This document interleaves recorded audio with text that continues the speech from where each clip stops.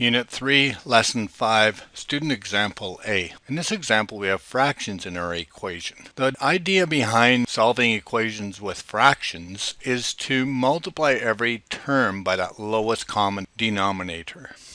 Our lowest common denominator for 3 and 2 is 6. So I'm going to multiply every term by 6. So I typically show it as multiply this term by 6, this term by 6, and this term by 6. The whole idea is to get rid of our fractions. So the 6 and the 3 can reduce. 3 goes into 3 once, 3 goes into 6 twice. My second term, 2 goes into 2 once, 2 goes into 6 3 times, and there's no denominator on the right side, so we just leave it as 6.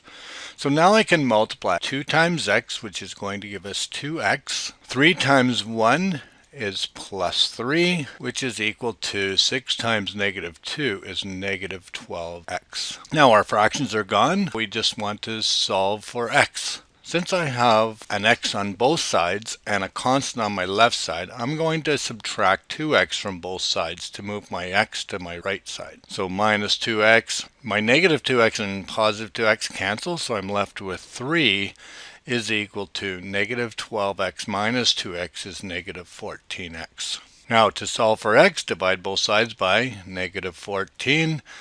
Negative 14.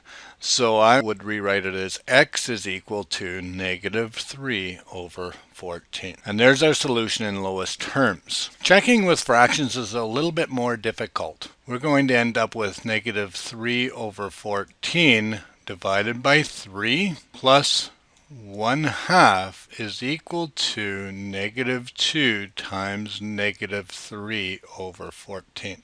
So we want to think of the 3 as a 3 over 1. We never divide fractions, we multiply by the reciprocal. So we end up with negative 3 over 14 times 1 over 3 plus 1/2 should equal to negative 2 over 1 times negative 3 over 14. My 3's can cancel, so I'm left with negative 1 over 14 plus 1/2 is equal to negative 2 times negative 3 is 6 over 14. Find our common denominator. We end up with negative 1 over 14 plus 7 over 14 is equal to 6 over 14, and negative 1 plus 7 is 6 over 14 is equal to 6 over 14. Left side equals right side, so our check is correct.